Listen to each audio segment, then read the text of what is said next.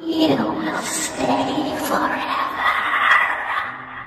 So, with the introduction of Treyarch's timeline of the entire zombie storyline, a lot of questions were answered. At the same time, there are a ton of unanswered questions to that storyline, and that's exactly what we're going to be taking a look at in today's video. Specifically, we don't know much about the Ghost Lady from Buried, the Black Ops 2 map where our Victus crew was trapped in the abandoned buried town in Angola. But, as I said, we don't really know the backstory of this Ghost Lady.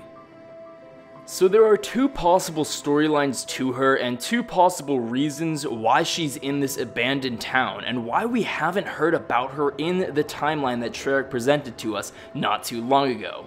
So I'm going to propose the first storyline. Now this storyline I don't wholeheartedly believe, I rather believe in the second storyline, and I think it makes a little bit more sense, but regardless, both of these storylines have some valid points to them, and it really makes me wonder what the origin of this Ghost Lady was, why she's in Buried, and more importantly, why Treyarch didn't decide to include any information about her in the original timeline.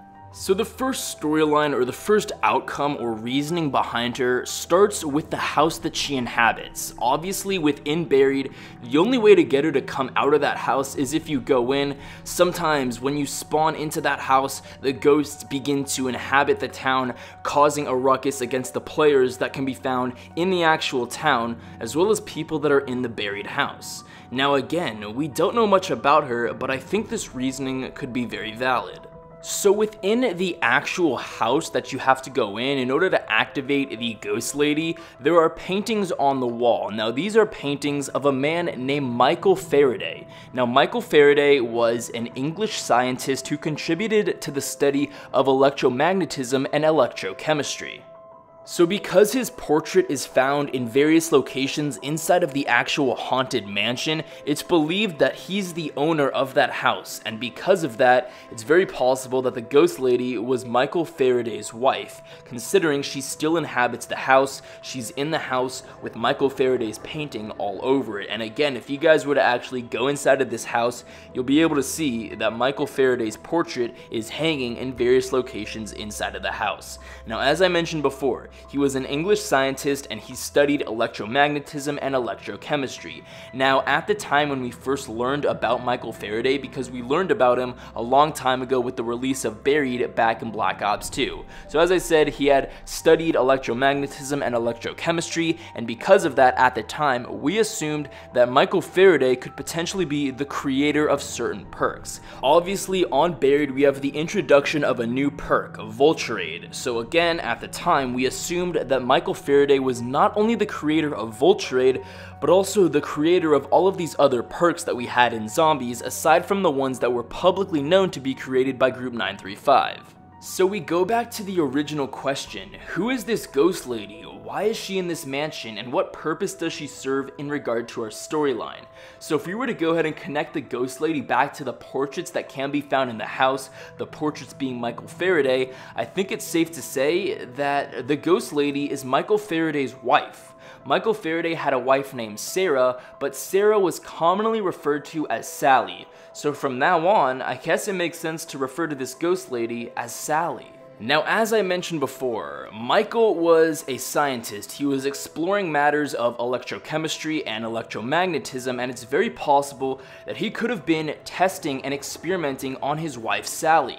So obviously, Sally still inhabits the town. She is a ghost. It's very possible that she died in that mansion, considering for the most part, she's somewhat restrained to that mansion, the maze, and she occasionally comes out of that house to inhabit the town. But it's possible that Michael was conducting experiments on her in regard to his exploration and discoveries in electromagnetism and electrochemistry. He needed an actual test subject, and it's possible that he used his wife, Sally, in order to conduct those experiments on.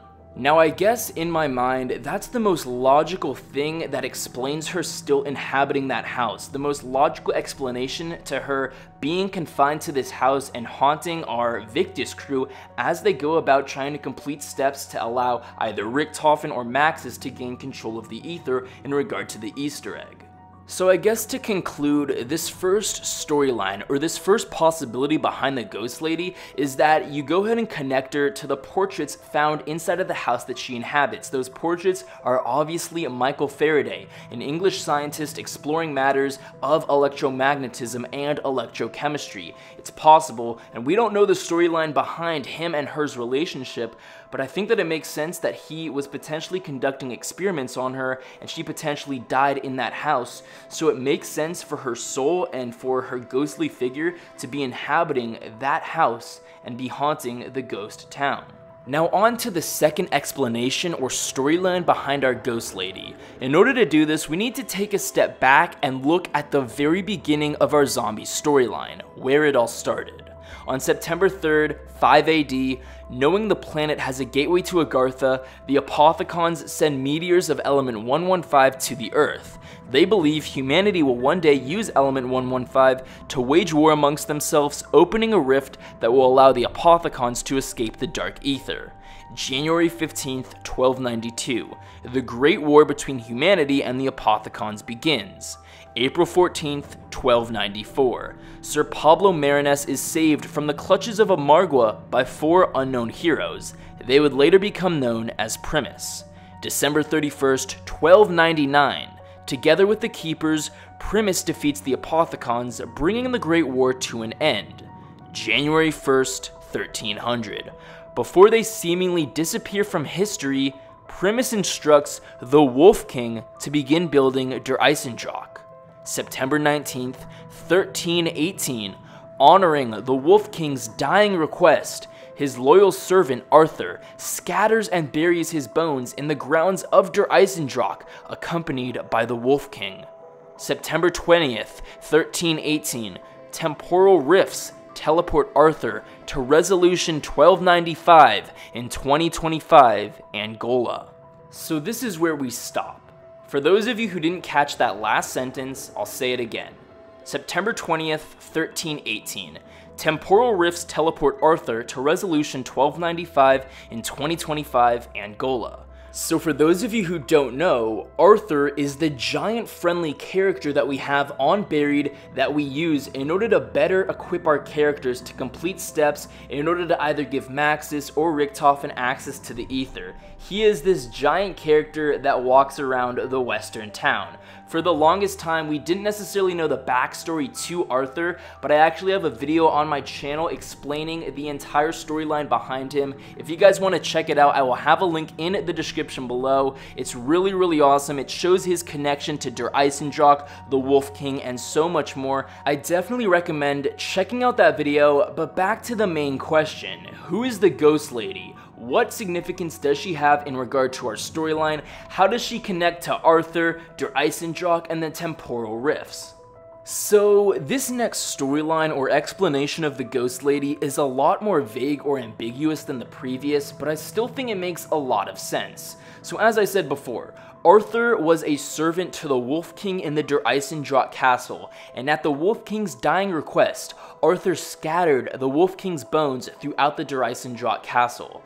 Now, it makes sense that Arthur was teleported to Angola in 2025 as a result of the temporal rifts that occurred in 1318. Could that mean that the Ghost Lady, whatever her name may be, was also a servant at the Der Eisendrache castle? Could she have also been a servant to the Wolf King, and as Arthur was teleported from 1318 to 2025, is it possible that the Ghost Lady was also teleported to Angola 2025 alongside Arthur? Again, we don't know much after that, and this is just a theory trying to explain the backstory of our Ghost Lady because, as I said, Treyarch, with the introduction of that timeline, allowed us to see a lot of questions to our storyline, and a lot of those questions were answered and those loose ends were tied together, but a lot of questions still remain, like the backstory or the storyline of the Ghost Lady.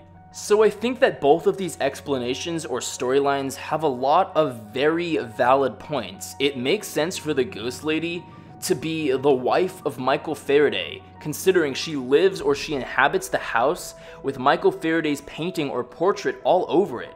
But it also makes sense in regard to our storyline that Arthur was teleported from the Der Eisendrache castle to Angola Could that mean that this witch, this ghost lady, was also teleported from Der Eisendrache to Angola? So guys, let me know in the comment section below which storyline or which explanation behind the ghost lady you guys most believe. Do you guys think that she was the wife of Michael Faraday, or do you guys think that she could have potentially been a servant in the Der Eisendrache castle to the Wolf King, and as a result of this temporal rifts, she was teleported to this place? Let me know in the comment section below. I'm very curious to what you guys think. I hope you guys enjoyed today's video. If you did, drop a like down below, subscribe if you're new. With that being said, I'll be sure to catch you guys later.